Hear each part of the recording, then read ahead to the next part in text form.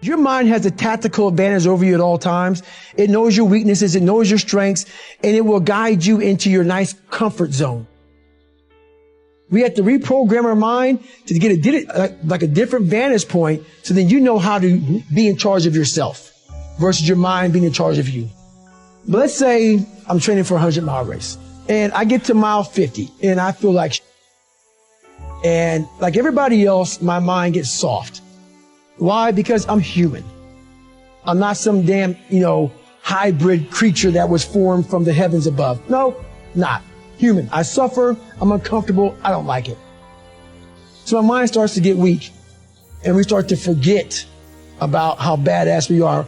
So basically what I do here is you have to make sure that your mind doesn't become spastic. When it's suffering, when it's in pain, all it wants to do is find the easy way out, which is usually quit. If you quit, the pain goes away immediately. You got to give yourself enough energy and fuel in your mind to stay just a little bit longer so you can talk yourself into staying for the whole thing. And this is how it works. Most of us never start anything cold. If you're going to go to college, you got to study your ass off. But what happens is, in that moment where we need self-talk, when we're failing and we're in our worst spot possible, we forget all the build-up to where we're at today.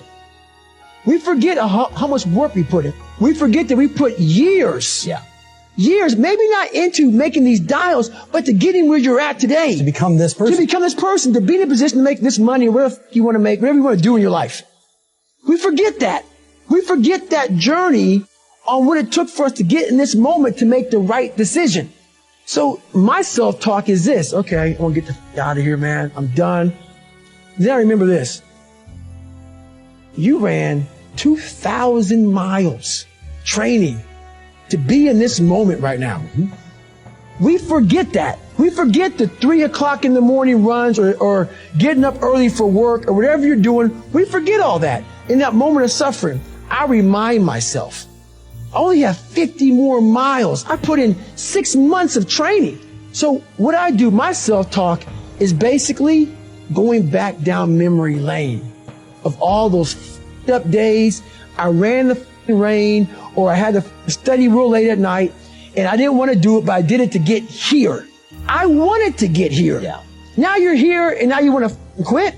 So you got to remind yourself, but this thing about it. If you haven't put in any hard work to reflect on, all this positive talk, it doesn't work if it's a lie. Like, if you didn't study for your big exam and you go into it saying, I'm going to pass it, no, you're not. You're going to fail it. That self-talk is not going to work. Self-talk without real work is just a lie. So my self-talk is me reminiscing back on the struggle to get to this moment. And that tells me we're not quitting today.